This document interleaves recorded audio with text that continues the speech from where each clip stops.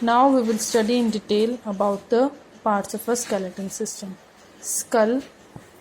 This is a skull. It is having total 22 bones, out of which 8 forms the head region and 12 forms the face region. The function of skull is to protect the brain. Our brain is protected in a cranium box where brain is fitted, and outside that there is a skull. It acts just like a helmet, like we wear a helmet to protect our head. Same way this skull is there to protect our brain. The functions are: it covers and protects the brain, it gives shape to the face. That means all these 14 bones together join to give a shape to the face.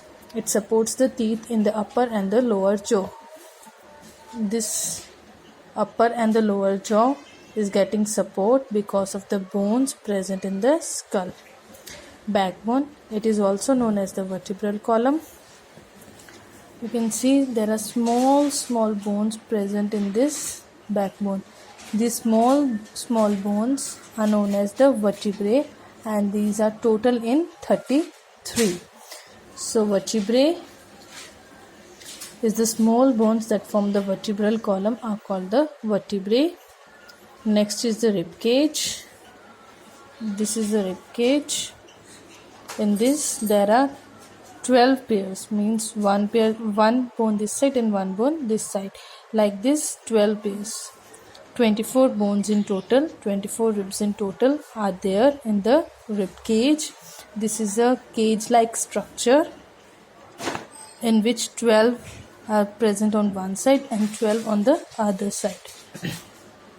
These together forms a rib cage. 24 bones are there in a rib cage, and 12 pairs, means if pairs are asked then 12, if bones are asked then 24.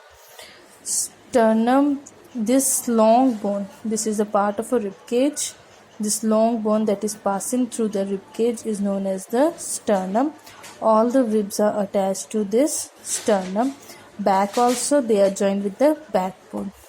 All these ribs are attached with the sternum as well as with the backbone. Last 2 pairs of these ribs are not joined with the sternum. Therefore, these are known as the floating ribs. So, 2 this side, 2 this side. Total 4. 4 ribs are not joined. These are known as the floating ribs, or 2 pairs of ribs which are not joined with the sternum are known as the floating ribs. 2 pairs of limbs means 4 limbs are there in total. Hind limbs, that is the arm. Lower limbs, that is the leg. This is the forelimb, that is known as the arm, and lower limb, this is the leg. In forelimb there are 2 parts, upper part and the lower part. Upper part is known as the humerus. Lower part is having again 2 parts, ulna and the radius. Upper part and the lower part is getting connected with the help of a elbow, and its function is just like the function of an arm, that is, it helps in lifting things, in writing, and all the activities that are done with the help of an arm are same for the forelimb. Next is the lower limb.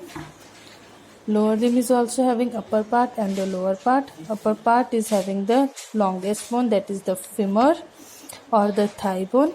Lower part is again having 2 parts, tibia and fibula. Both these are joined with the help of a joint which we say it as a knee. This part is known as knee, where both these bones are connected. Like the function of a leg is in movement, same way the function of the lower limb is walking, moving, running, and it supports the weight of our body.